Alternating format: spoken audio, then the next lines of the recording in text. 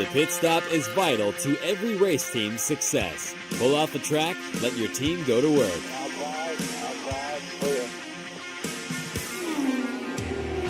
Change all 4 tires, fill the fuel cell, and make needed adjustments, all in 8 seconds or less. Hey, happy pre-July 4th weekend. The pits are open. Will Roddy, your host. Alex Smith, our engineer and producer. Great to be with you today, coming off a good weekend of racing. I'm excited about today's show because of the great guests we have. I'm also excited because we're changing the theme a little bit for today's show. Generally, we cover IndyCar, NTT IndyCar Series, and Indy Next. We also cover some training, sponsorship kinds of things. But we're going to pretty much go to an all Trans Am show today. And I'm excited about it because I love Trans Am. Trans Am, as I've told you before, the first professional race I ever went to, my dad took me to, was a Trans Am race at Lime Rock Park.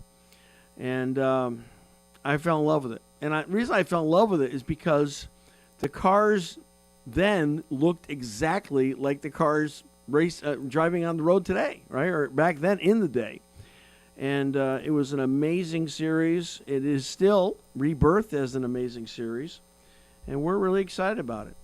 It was the Trans-American Sedan Championship and began in 1966, SCCA. John Bishop, now that name may not be familiar, but John Bishop is really kind of the godfather of a lot of this stuff. He was the SCCA president and started Can-Am, was instrumental in Trans Am, Can-Am, Formula 5000, was so cool. And it really was, it was kind of like NASCAR, win on Sunday, sell on Monday. So if you were driving a Mustang or a Camaro or AMC Javelin back then or Barracuda or Challenger, those were the cars that were competing. A lot of times, if you won in that competition, then you would, the car dealers were more than happy to try to sell those cars to you right after the race. So it was pretty cool. We've also got Mid-Ohio coming up. And last year, interestingly enough, the pole sitter was Alex Palou. And the winner was Pato O'Ward. Anybody but Pato. Pato O'Ward was the winner. Alex was second last year. So who knows what's going to happen this year. The Honda 200 at Mid-Ohio. It's going to be great. That's on Sunday afternoon. Can't wait on Fox. Boy, I tell you, the points, oddly enough, I think the points have tightened up when everybody a few races ago thought Alex Palou was just like walking away with it. We got a lot tighter now. Alex has got 386 points. Kyle Kirkwood second with 293 points. Pato O'Ward, 275. Then we've got a tie. Scott Dixon and Felix Rosenquist are tied for fourth and fifth at 231. So it's anybody's championship. Any of those guys could still win. Obviously, Alex is the favorite with the lead that he's got. I'm interested in anybody that's watching on Facebook. Alex, if you can turn is the chat room on? Anybody watching on Facebook, would you please just comment two things. Comment where you're watching from, what town, what state.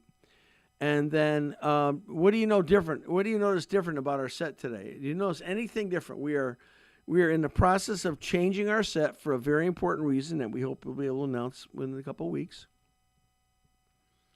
So, what do you notice different? Do you notice anything different? I do, of course. I should probably sleep at night. Yeah. So we're gonna as the next couple of weeks progress, you're going to see some fairly dramatic changes in our studio and our set. And we've gone to change one here today, if you can notice what that is. Very excited about our guest today. As I say, this is Trans Am. Our first Trans Am show. And again, my love for Trans Am goes back to when I was a child. I believe that 1968 was the first Trans Am race my dad took me to at Lime Rock. And, all of the legends were there and were racing. Peter Revson was racing. Mark Donohue, George Fulmer, Just guys that you never knew they were going to become these great legendary drivers. I was a kid, I didn't know anything. Of course, my favorite car, yes, was a Camaro. Donnie was driving the Penske Camaro, the Sunoco Camaro, and I'll be honest with you, I don't remember a lot about that, but I remember the sounds. I remember the fragrance of fuel and tires. I remember the vibration of the engines running, just as a little kid. And so, still, I go back to those days when I go to Lime Rock. I go back to those early days. I've been to Lime Rock many times. I did a driver's school at Lime Rock. And so it's been a good experience. So this is our Trans Am show. So we've got two great guests. We've got legendary broadcaster and really who is now the voice of the Trans Am series in Mr. Ralph Sheheen, also with Speed Sport, our good friends. You know how much we love Speed Sport. And then we're going to have some racing royalty on the show. We're going to have the nephew of Mario Andretti, one Adam Andretti, who just recently hit a milestone in Trans Am. He competed in his 100th Trans Am race, which is amazing, and he's an accomplished racer himself. And so we're gonna have Adam on. That's gonna be exciting, and talk to Ralph mostly about Trans Am, but I want to talk about some other stuff as well. So are we good, Alex? Without further ado, let's welcome our first guest, Speed Sports' own and the voice of the Trans Am series right now, Mr. Ralph Sheheen. Ralph, hey. Hey, Will, how you doing, buddy? I'm good. I enjoyed the Trans Am race this weekend. That was fun. Yeah, me too. It's, like you, as you were saying there, I'm a longtime fan of Trans Am. I go back to seeing it around the same era as you at what is now Sonoma Raceway.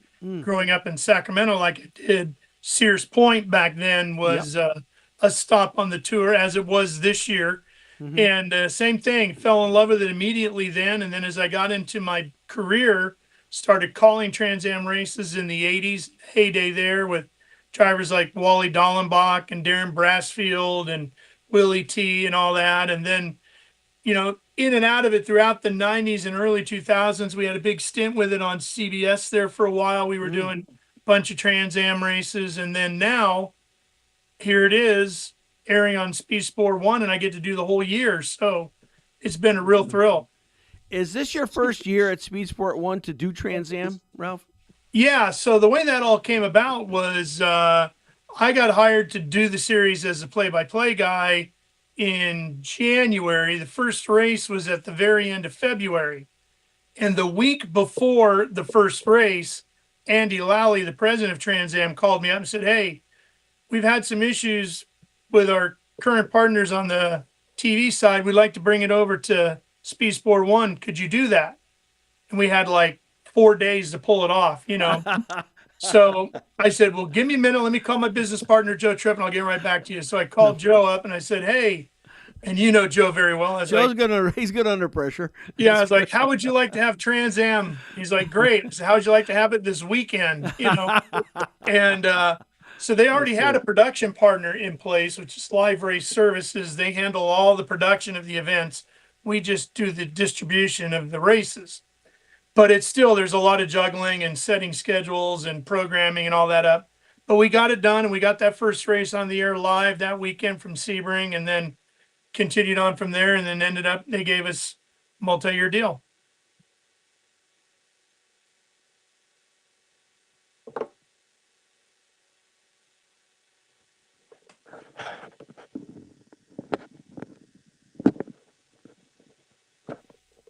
So I didn't realize until this weekend, I didn't realize that Adam Andretti was your kind of co-anchor there, which is kind of cool.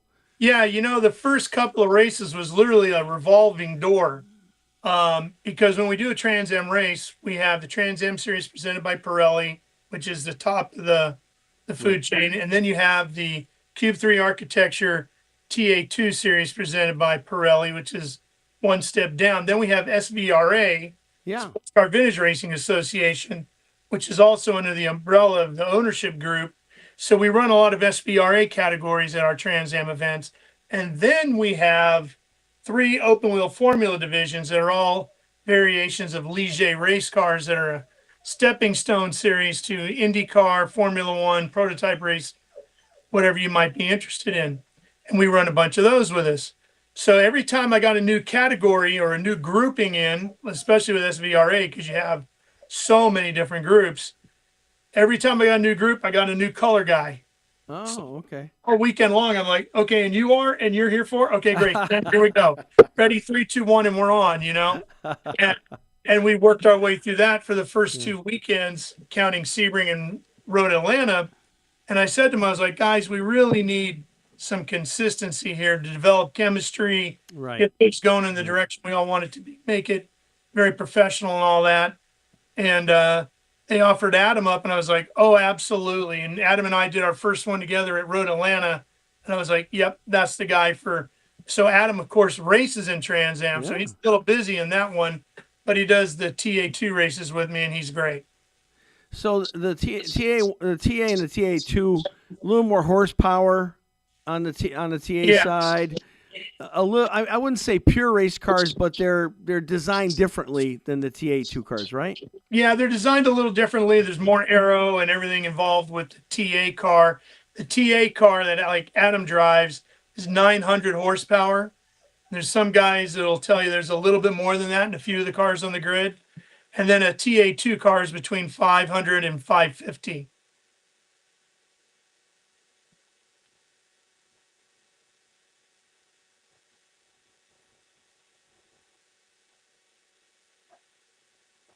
Stone of 100 Trans Am starts. It's incredible.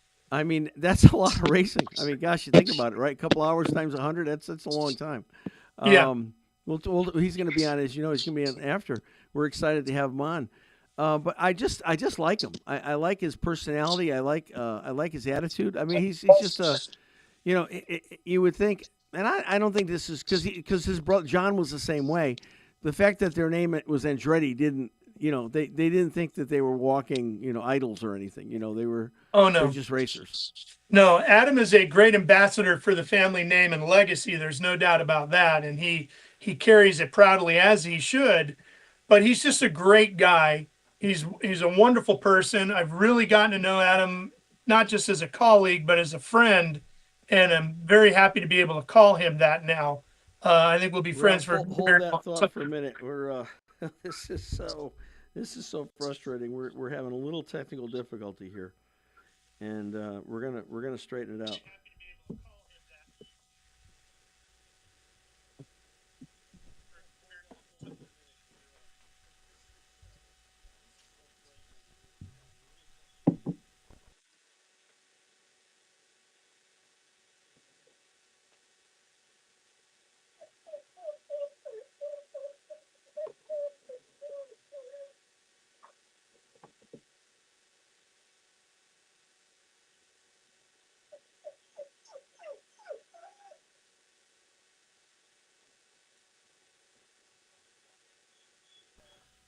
There you go. Okay. All right. Yeah, you dipped out a couple times. I don't know if that's a dog I hear in the background.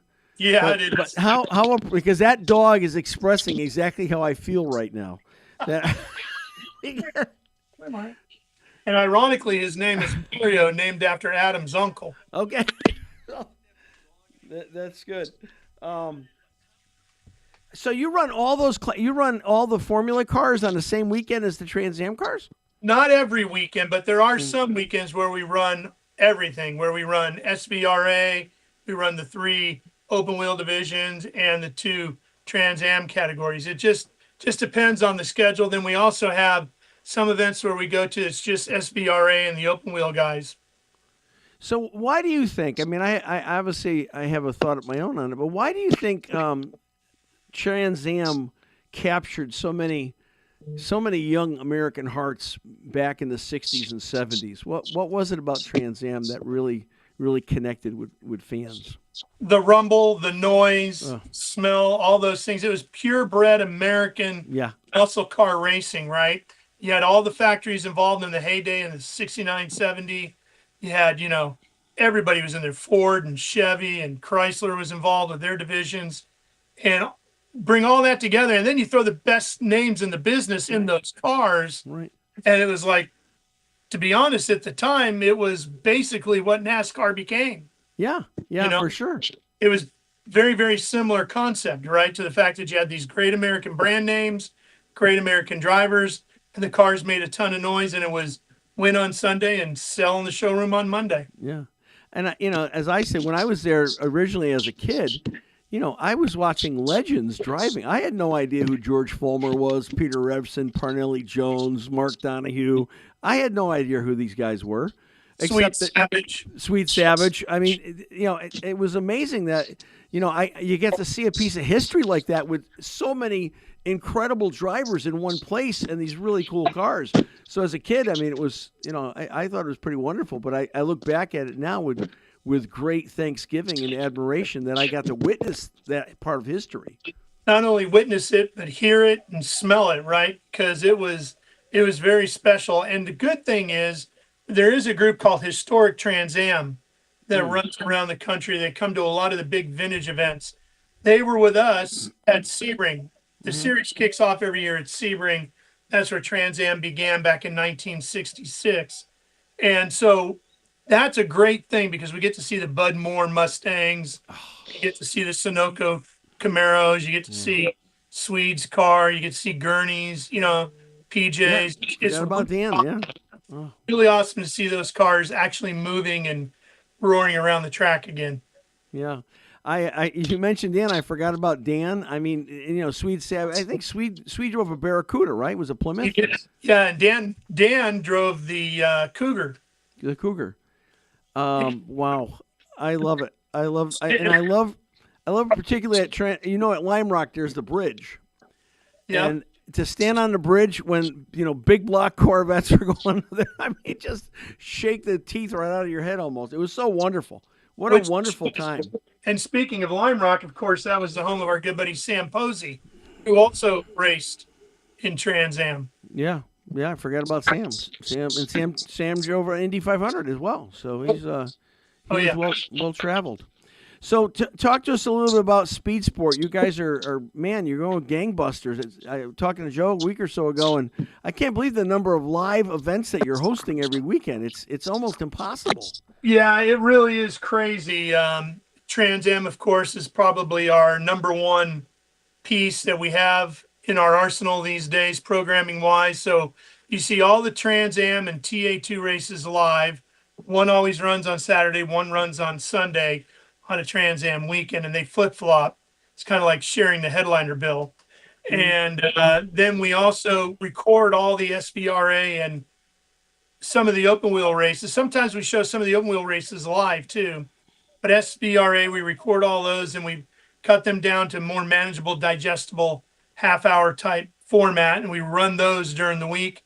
And every weekend we have Trans Am. We also do a encore presentation later that night. So if you miss it live, don't sweat it.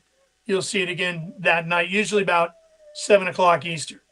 So, I mean, potentially, how many, Trans Am weekend, how many races are you calling? Oh, gosh. On any given Saturday or Sunday, I'm doing 10 races each day. Oh, my gosh. That's amazing. That's a lot.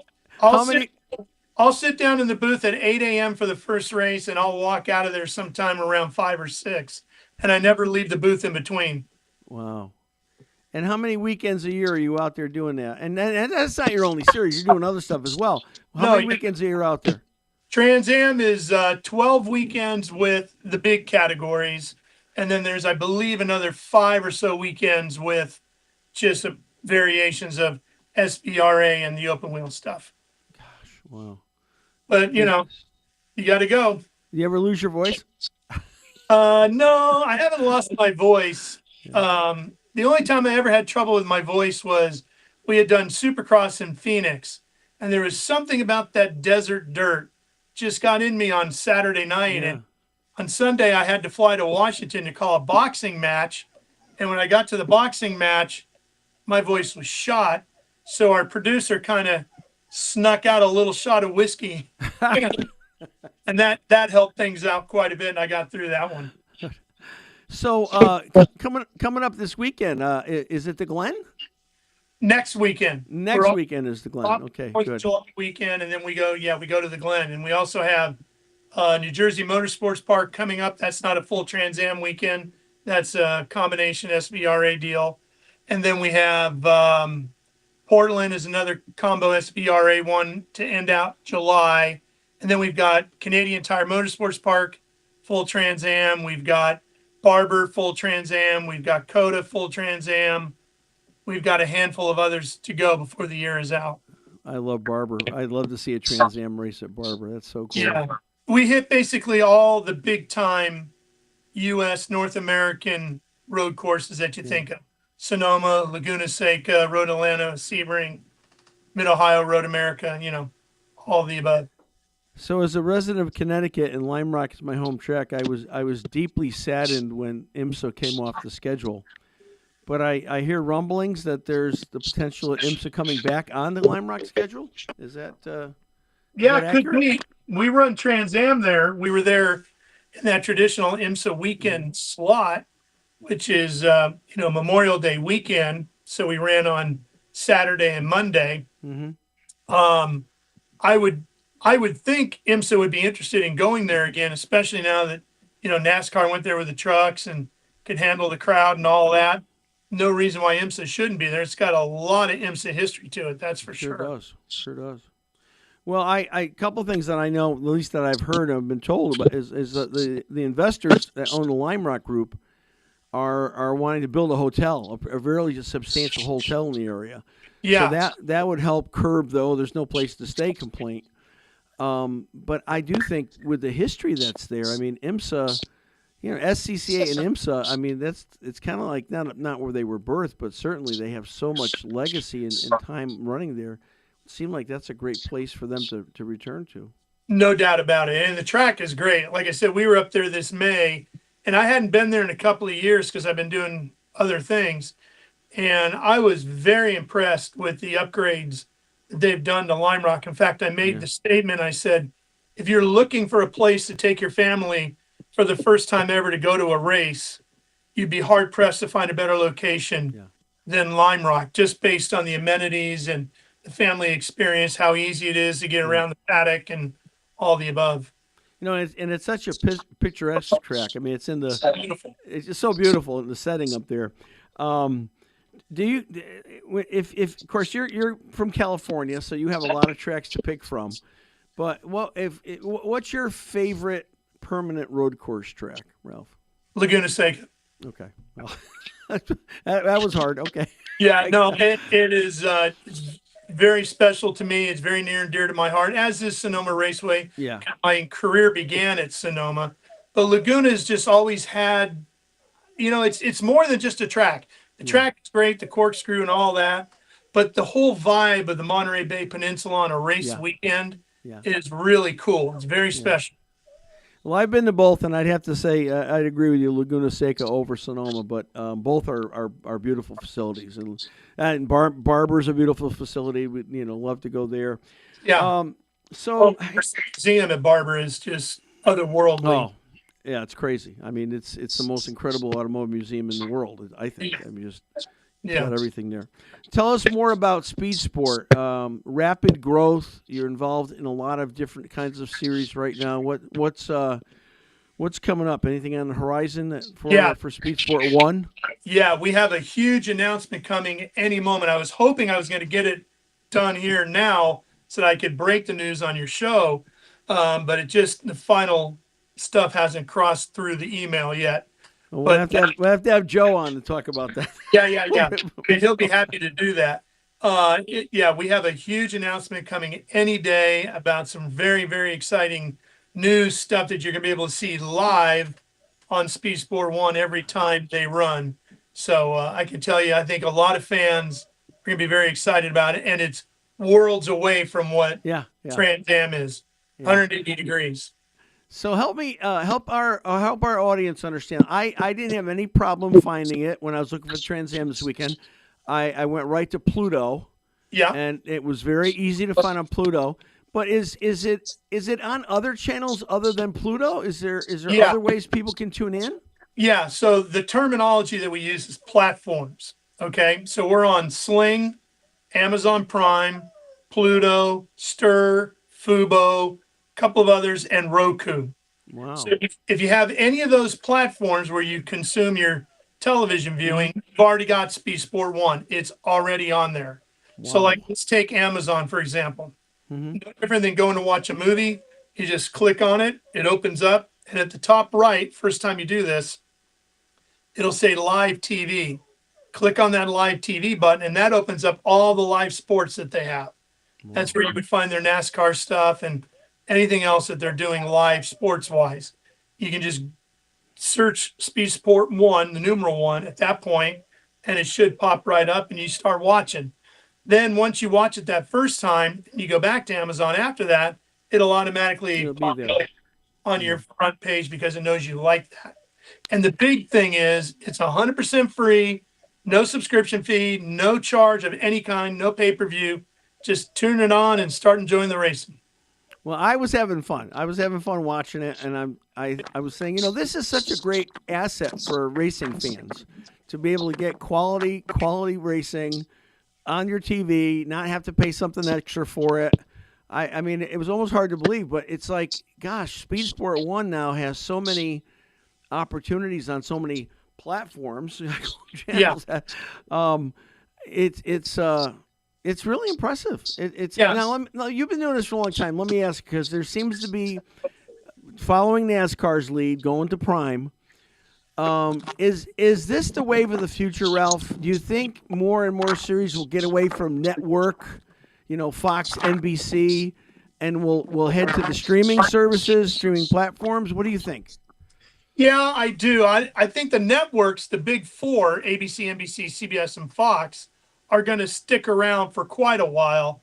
But I think you're going to see the cable channels that they all own, like FS1, what was NBCSN, ESPN, ESPN 2, 3, 4, 5, 6, 7, and 8, all that stuff. I think that's all going to go to the streaming platforms because it's just where the consumer has gone. They're cutting the cord. They're tired of paying all this money, and you can go on these platforms, and the amount of programming that's on there of every shape and size is incredible. Yeah. Everybody's jumping over there. All the sports leagues are going, all this stuff. So you get in there and you start looking around. You're like, oh my gosh, everything's here. What do I need all this other stuff on DirecTV or Comcast or, a $500 cable bill plus paid streaming stuff? And our thought is we like to think we have a better mousetrap in the fact that it's free than no charge.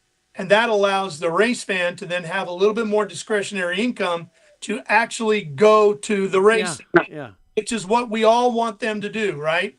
We want you at the racetrack because that keeps the track open, promoter happy, gives us a reason to go racing, keeps everybody employed in the business moving forward. Wow. Well, it was a very enjoyable experience. I'm happy that I was able to be part of the audience this weekend and listening to you and Adam call the race. And again, I'm in love with Trans Am since the time I was a little kid. IndyCar's got my heart still, but Trans Am is right behind it. And it's a very exciting series, especially these days. There's a lot of very, very fast young drivers. TA2. We have young Tristan McKee. I know. What's he, like 15? 14? Oh my God. Second youngest ever in the history of Trans Am. And he won a TA2 race at Mid-Ohio. And the thing that was so impressive about it, as Adam can tell you, is that Rafa Matos, who's raced everything up into IndyCars, Rafa was right on his rear end the entire race. They had 3 or 4 restarts, and Rafa threw every trick in the book at him, and that kid didn't flinch. So it's an impressive run. Wow, 14. That's 14. incredible. That's incredible. Well, so you got young guys like him over there. You got Corey Day. You've got Sam Query. You got a lot of young guys that are all in driver development programs, whether they're with Hendrick, like Tristan, or they're involved in a Ganassi deal or a Chevy deal, whatever it might be. Corey Day's in a Hendrick deal. I mean, they're very fast, very quick, and they're all making that step up to NASCAR.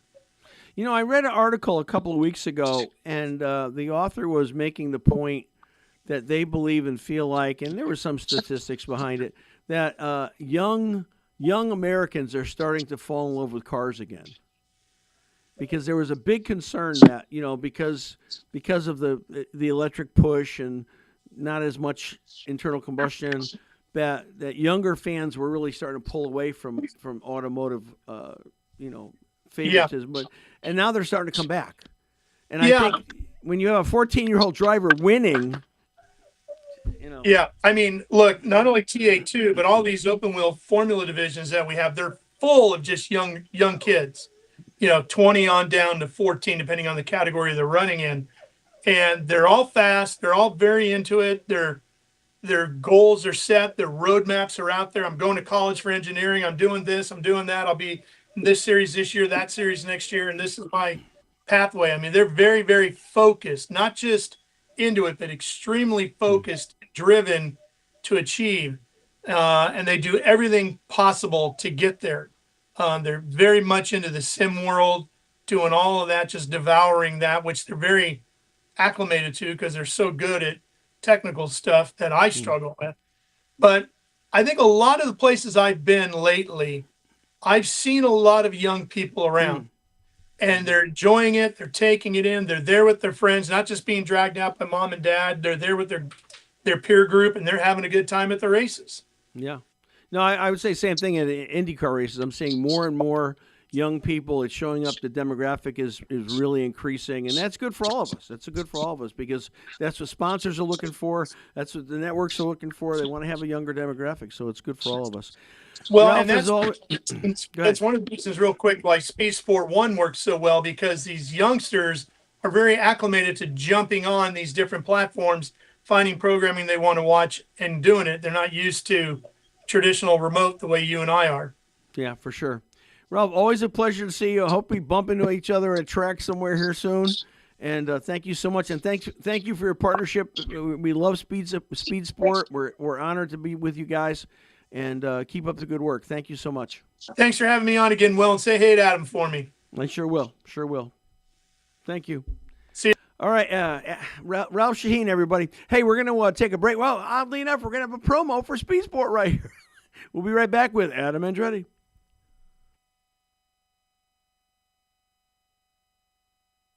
This 4th of July is an all-American motorsports weekend on Speed Sport 1. We'll celebrate the red, white, and blue with racing from across this great country. We've got Trans Am Series presented by Pirelli, ASA Stars National Tour, Rock Racing, F1 Powerboats, IMCA Racing, Figure 8, and much more.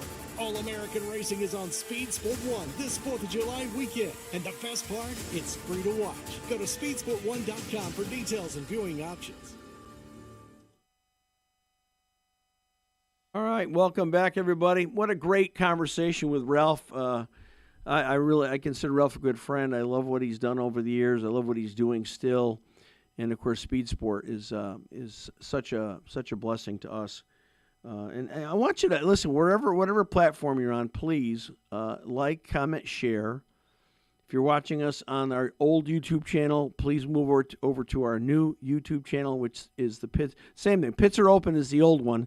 Pits Are Open podcast is the new one. So we'd really appreciate if you'd hop on there. Tell us where you're watching from. I love comments coming in. We'd love to see two things. What do you notice different about the studio? Number one. Number two, where are you watching? What state are you watching from? And then please go to our website, thepitsareopen.com. And right on top there's a bar. And you just click on sign up for our weekly newsletter. Gives you some great information, speed sport stories, which we're happy to share, and a preview of the coming show, who we're having for guests. And you'll enjoy it. And we won't bombard you. It's one a week. We've been staying to that faithfully. We're going to throw a survey in here in a couple weeks, so that'll be your second offering. But please go to our website, thepitsareopen.com, sign up for our newsletter. And then also, Pits Are Open on Instagram. Go and follow us on Instagram as well. And TikTok. Pits Are Open on TikTok. Follow us on TikTok. Okay. I'm so excited about our next guest. I've been watching him for a long time. He comes from a racing royalty. I don't know how else you can describe it. I've been a fan of the Andretti family my entire life. And so it is an absolute honor to have a great racer in his own right, a very accomplished driver. He just was noted for having his 100th Trans Am start, which is insane. We want to welcome for the first time Adam Andretti. Adam, welcome to the show.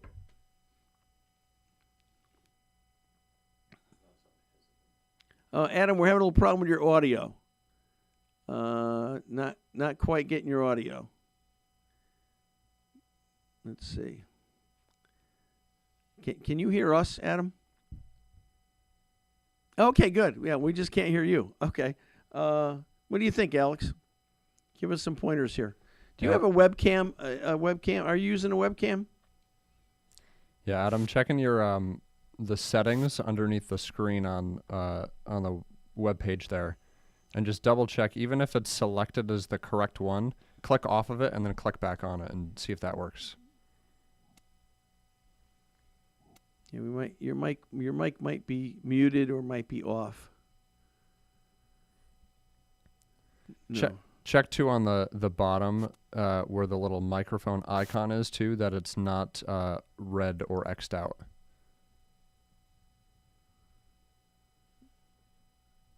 Right at the bottom of your screen there. Okay, we're gonna get there. How about if he comes back in on the link? Yeah, you could try that too. Adam, why don't you go out of the link and then come back in? Alrighty. We'll see if that works. Yeah, Adam's incredible 100 Trans Am race. He's driven a lot of other things too. He's driven NASCAR. He's driven in Indy Lights. I mean, he's got a very full resume, and now broadcasting with Ralph Sheheen. So I'm sure he's got a pretty full calendar as well. He's got a lot of racing that he does, and a lot of racing that he covers, and I'm sure a lot of events that he's part of. And so it's always good to see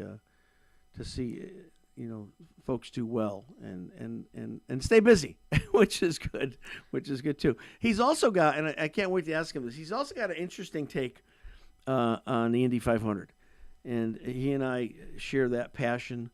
And I have an interesting take on it as well. Mine is probably a little more miraculous than his would have to be, given the difference in our age. But all right, how we doing? Still waiting on him. You know, it just makes me think though. Imagine you're out on the track. Yeah. You're about to go in to pit, and all of a sudden your radio cuts out and you can't hear anything. Right. Well, I mean, to that point, I get a real life story. 2016 Indy 500. Our driver, Oriol Servia, we were on the same fuel strategy as the cars. We were in fifth place with 6 laps to go, and we were trying to figure out if we should splash and go or give them tires. And we couldn't, and the radio's cut out. So we couldn't even talk to Oriol. And so the decision was made wrongly, I think, to change tires, and we ended up finishing 12th. So, there it goes. All right, ladies and gentlemen, without further delay, let's bring back Adam Andretti. Let's try this again. How about now? Can you hear me now? Woo! All right. Good stuff. Adam, well, thanks for having welcome me, Will. to the Happy show. to be Thank here you. on The Pits Are Open. Thank you so much. I'm not going to talk a lot about this, but I'll just tell you. So it's 1969. I'm a little kid. It's Memorial Day weekend. My dad, I think it was actually a Friday. It wasn't even Saturday or Monday. My dad's working on a car, I think, or a lawnmower in the garage. I can't remember what. I had the giant AM multi-band family radio, and I was on a channel that was the local AM channel because it's where I listened to the Boston Red Sox game when I was this big. And I'm tuning, trying to find something, and I heard what sounds to me like a car race. I'm like, well, what is this? What is this? I'm listening. And sure enough, it was the Indy 500, and the guy that won that year had a last name like mine, Andretti Morati. So I have been an absolute Andretti maniac since 1969 and proud to be one. I'm so glad to have you on. And what a miles, 100 Trans Am races?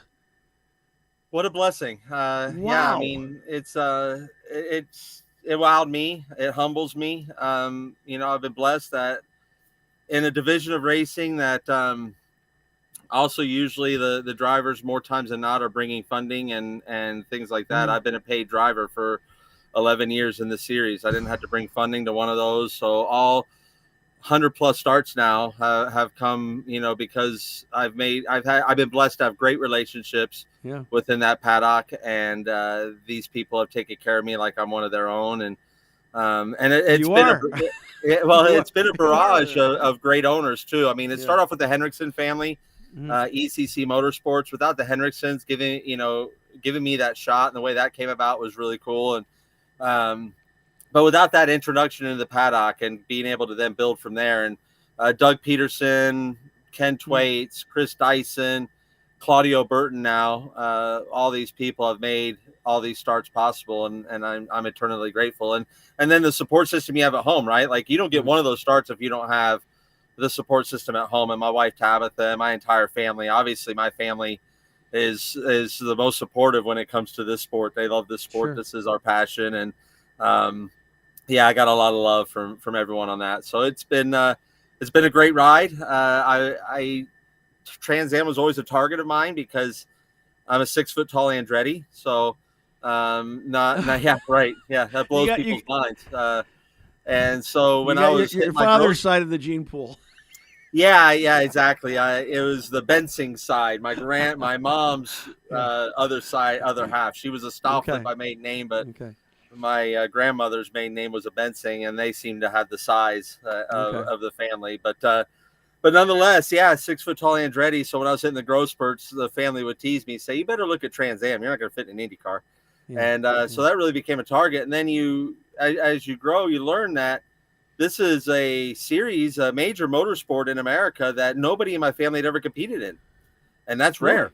Wow. Yeah, I'm the first Andretti to compete in the Trans Am series, which is incredible to think of. Mario's career. Really, Mario and my brother John come to mind because they drove everything under the sun. Michael's path was pretty linear. So was Jeff. So was Marco. But when it come down to those two, I was shocked that we didn't have either of them on the stat books. But at the same time, for me, it was a great way for me to go. Not only put our mark there, so the Andretti name has a mark somewhere. There's no void anywhere, but also be able to pave your own path. It's so hard to do in my family, and you could either go Trans Am racing or go motorcycle racing. And my mom wasn't going to let me go motorcycle racing. It's so funny you mentioned that. Trans Am started in '66, and you would think with Mario would have, he's everything else, right? You would have thought he would have landed it, because in that era you had Peter Revson, you had Mark Donohue, you had George Fulmer, you had Pernelli Jones, you had all those guys that ran during that. Swede Savage, Dan Gurney. I never even thought of that. So congratulations to be the only Andretti in Trans Am. It's pretty cool. Well, thank you. Yeah, no, it is cool. It is cool. It's and it's a great family. I encourage. If we're in your neighborhood, come out to the paddock. You won't find a more fun group of racers just to get to know. They love to talk racing. They love to show off the race cars. And honestly, it's one of the best shows you can find out there. I mean, I say it all the time. I go MotoGP, Supercross, Motocross. Those are the great shows. Dirt sprint car racing. But when it comes to road racing, like, you're not going to find a better show than what Trans Am puts on, and you're not going to find a wilder car moving around and bodywork flying every which way but loose, and just great racing. So if we're in the neighborhood, come by. We'd love to see you. Yeah, first professional race my dad took me to was the '68 Trans Am at Lime Rock. Oh, cool! And that's when I fell in love with it. I mean, he broke me in on a quarter midget track in my hometown, the same track that Joey Logano cut his teeth on. That's kind of how we broke into it. And we had a couple of modified tracks in our area. So but when he brought me to Lime Rock for the first time, I was captivated. It was just the car, because I love Camaros, Mustangs. Those are my cars. Javelins. I mean, and those are the cars that were running, and they were beautiful, and they were loud, and they were raw. It was just so cool. It's a great track too to make your first track. I think Lime Rock is a great place because, for a spectator point of view, you could get so close. And no bad seats at Lime Rock. Not a bad seat at Lime Rock. And the fans show up and support everything that goes on around the place, and it just turns into a wonderful environment on top of it all. So let me ask you a question. I've heard you give your testimony. I've heard you in post-race interviews, and it sounds to me, I mean, I've been a pastor for 30 years. It sounds to me that you're a person of faith. Is that accurate? Oh, 100%. Yeah. Oh, 100%. I'm nowhere without my faith. And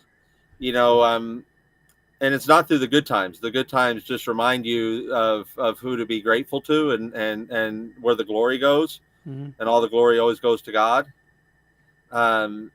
It's in the tough times that you lean on that faith. And our family's gone through a rough patch. We lost John in in January of 2020, my dad in December of 2020, my mother in 2023 in May, at the halfway point of the Indy 500, as a matter of fact, is when she Oh, passed you're away. kidding. Oh, I didn't Yeah, know that. I think she Oh, wanted to sorry. finish watching the race with my dad, is what we kind of all came down to the Oh, conclusion of. oh, wow. And then my wife's father passed away May of 2024. So without faith, without being able to lean on that faith, I don't understand, how to really make it through those patches. And it's really, it's given to us in scripture many times about the cross we have to bear, and by bearing that cross, but you also, there's so many rewards that come with that. And we all are, as Christians, as people of faith, we're all looking at that ultimate reward. And so you find joy actually in the passings, and those that have not suffering anymore, and that are moved on, because they moved on in faith. And that's really, when I lost my best friend when I was 15 years old to leukemia, my dad had the most poignant words for me. He goes, and it was simple. He goes, I admire him. He's where we all want to be. Mm-hmm. And those always stuck with me. So you keep that strong, so that, because the older you get, the longer you carry on in this world, the more temptations are out there, the more things that are out there that can take you down. And so I think my dad was kind of envying the fact of him dying young, and him dying with such purity. And I think as we get older, it's more of a struggle. So I think faith becomes more important too, as we get older, to stay closer in those aspects. And I'm with me, like my nephews, everyone in my life is of such strong faith. My nephews, my sisters, everyone in our family is of very, very strong faith. Father Phil used to travel around and would say mass for our family before every race, and that was part of your upbringing. You didn't know of anything. You thought everyone had that, and you come to realize that really wasn't the case. And so you come to realize, being born into a family like this, that has that faith, that's a blessing in itself, and probably the biggest blessing of all, right there. So I'm very proud of it, and I don't think proud's the right word. It brings me great joy. Yeah, for sure. Well, thank you. I was wondering, I didn't want to ambush you with that question, but because I've heard you speak about it before, I said I think it'll be okay about this. No, never shy moment there. So here's maybe a parallel dream. So I get out of school. I want to race cars. I go to Skippy. Right, everybody starts out at Skippy, at Lime Rock, and I did great. I was like, okay, so the next step is the Indy 500 for me. That's where I'm going next, right? And of course, I don't know anything about it, and I have no money. My parents are very, middle class, and I didn't understand sponsors. So I raced for 2 years, and then I had to hang it up because I ran out of money. It was that or bankruptcy. So I just became a super fan. But in the deepest moments of my thought, in the deepest part of my heart, I still say to myself, I want to race at the Indy 500. You and me both will. And I want to ask you about that because, I'm a lot older than you are, but I'm in really good shape, and I think I still have great hand-eye coordination. I think I can still do it. Obviously, I wouldn't think otherwise. But that's still in your heart as well, isn't it? Oh, it will be until I pass on from this life, for sure. I mean, if my rookie year is I was taking a walker out there to the grid, that's fine by me. I don't care. It's always been a goal. I grew up in Brownsburg, Indiana, so a stone's throw away from the Speedway. I went to Ritter High School for my freshman and sophomore year, and so you hear the cars running during the month of May, and you zip over there right as soon as school's out, and you go catch happy hour and fat, and which was when they were set the fast times, which is when you wanted to be there. And so it's definitely always going to be on that target. I dreamt of an Indy 500 that's quite a bit different than the one that we experience now.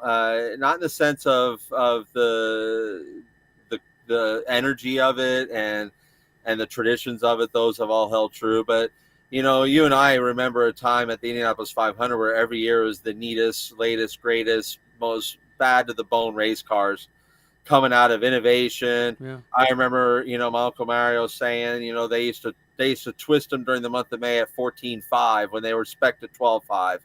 And so you're getting an extra 2,000 RPM out of these things. So they were just like waiting for him to grenade, honestly. And you'd be in qualifying trim for that, and qualifying trim, was right to here, and speeds were increased every year, and not by like a tenth of a mile an hour, by jumps. And it was a new track record. New track record, right? we would love to hear Tom Carnegie and shout the new track record. And I'm not even going to try and do it justice, but that's the Indy 500 I dreamt of. So when I look back at it, that now in my career, if it didn't happen, it wouldn't be like a definer of my career. I think at once I would have had it that way. But at the same time, like, the race car is not. It's not the cutting edge. I mean, Indy cars are cool, but it's not. Right now it's a race car that qualifies as a vintage race car. And so I'm looking forward to what the new one looks like and what the new one will come out to be, and how it'll drive, because it'll be designed around the aero screen. It'll be designed around these hybrid systems that I think have really upset a handling of a car that's kind of been aged out. So, but as far as I mean, I want a chance at that Borg Warner Trophy, and I don't see why I shouldn't get a chance at it. I mean, it's an interesting sport that we love, Will, and I think you know that, and it's interesting in so many ways. And the one way, and you're a great example of it, is there's a lot of talent that'll never know what kind of talent they really had because of the financial side of it and the connections and things like that. And you just don't find that in other sports, right? Like I always tell people, I said, if I want to take a snap, just one snap in the Super Bowl, is there a price for that? Yeah. If I want to take just one slap shot during the NHL Finals, Stanley Cup Finals, is there a price on that? And there's not, right? The answer is definitely not. No. Only the best get there. In racing, there's actually a price on that. And we see some people that, maybe skip the ladder or maybe we see that they haven't really like paid their dues, get that opportunity. And so where the talent field, don't get me wrong, the talent field is as deep as it's ever been in IndyCar. As deep. I mean, you could take 5 guys out of there right now. You could throw them in Europe, and you could take 5 of those guys in Europe that I don't think deserve a seat, and give them those 5 IndyCar guys, and it'd be a heck of a show. But I also think that I would like to see that part of the sport go back to the way it used to be, right? To where it was.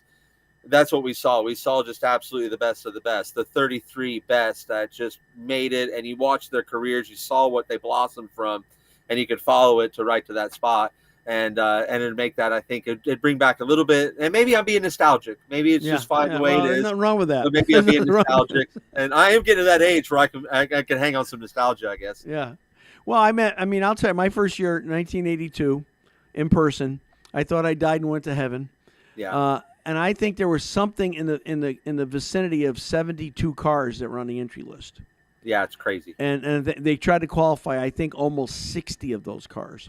Yeah. Now, you're lucky if you get 34, and I don't even know if they want any more than that anymore. And the seats at the table are getting less and less with the charter system. I don't even know if there's room for another car because most of the road courses are at 27, and they claim that's a pit situation. But I don't know. I mean, there never was, and maybe that's just changed, but there never was an age limit. No. And Dick Simon, I think, holds the record for the oldest to start at 56. So I'm encouraged. Oh, I thought Foyt was older than that. No, I don't think so. I think Dick Simon, but you might be right. But I think Dick Simon was, but certainly one of the two of them. Right. Yeah. Mario's 54 was his last year. He's 54 years old. Of course, then Mario after he retires, he was shaking the car down and he does the somersault. Oh, and he walks away. We're like, oh, maybe I should stop driving now. Unbelievable, unbelievable. And the thing is, the really cool backstory about that day was he was testing for, back then it was Andretti Green, right? And he was testing their and the engineers were loving Mario's feedback because he was coming back with feedback that matched their data. They go, these young drivers that we deal with nowadays, they just don't match what they tell us doesn't match us what we see on the screen. Right. And so they're getting to work, and so they were climbing speed. They were doing some really awesome work, and actually he still does. He still till I believe last year was still doing like some of their shutdown testing that they do, you know, because they trust, again, the engineers want to Yeah. work with somebody that brings back the feedback that enhances what the computer is telling them. The computer gives one element, Right. then you have the human element. But if Right. those two aren't, you know, the engineers don't even see that those two are correlating at all, then they start to question, you know, Right. one side. So, but yeah, the man is remarkable. I'm, you know, again, as a young child growing up, I got to sit in on some of his debriefs, and the debriefs that he would have with an engineer wasn't a 15, 20-minute, you know, it was detailed. It was foot by foot on a racetrack. And I mean, through the gearbox, through the rev range, through everything he was feeling. And it was special to get that, because I think, if anything, it gave me an insight on what my communication needed to be. Yeah. I mean, if I could even come to a smidgen of Right. what he was able to relate from his feel, then that would give me a pretty good shot at what I was doing.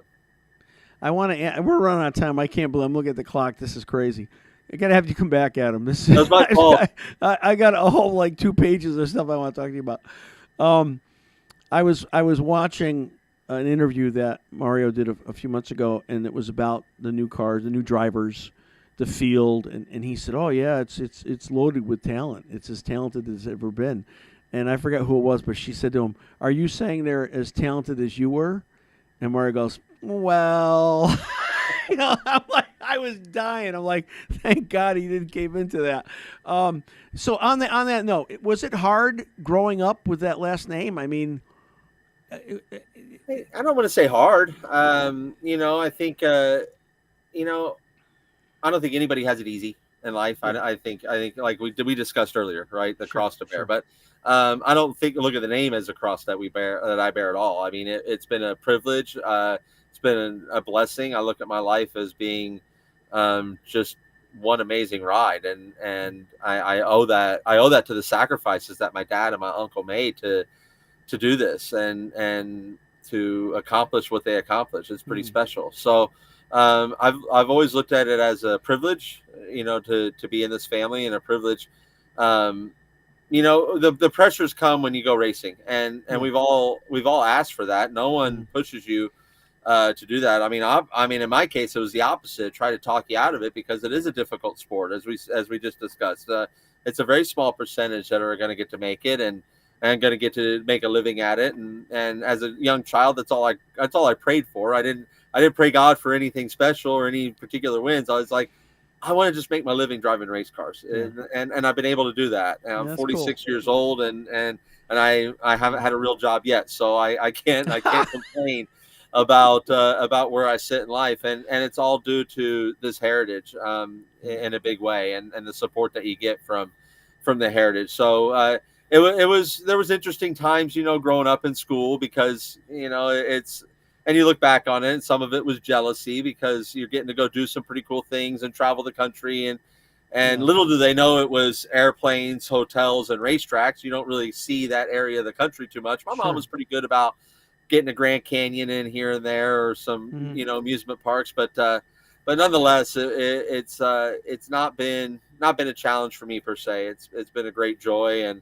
I'm actually up here with family right now. We just got in to the vacation spot in the Pocono Mountains my uncle's had since 1967, and literally just got in, got the motorhome set up, and hopped online here, and didn't have the microphone sorted out for our call, but but got in here and got this done. But yeah, we have a very close family, and I love my family, and if they never turned a wheel and never done any of that in their life, I still feel like I'm born into one of the best families on the planet. They're just great people, and that's more important than anything.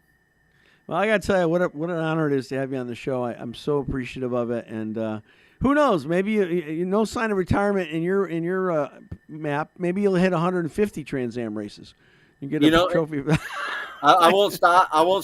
As long as my phone rings, you know, I have a helmet and suit, and we'll travel. So, but yeah, and we live in a motorhome full time, so we bring the house to us with the racetrack with us, but yeah, I as many more as the Lord is willing to give me, I'm going to give that 100% and do it in His name for sure. Good. Thank you so much. Maybe we'll see you at Watkins Glen.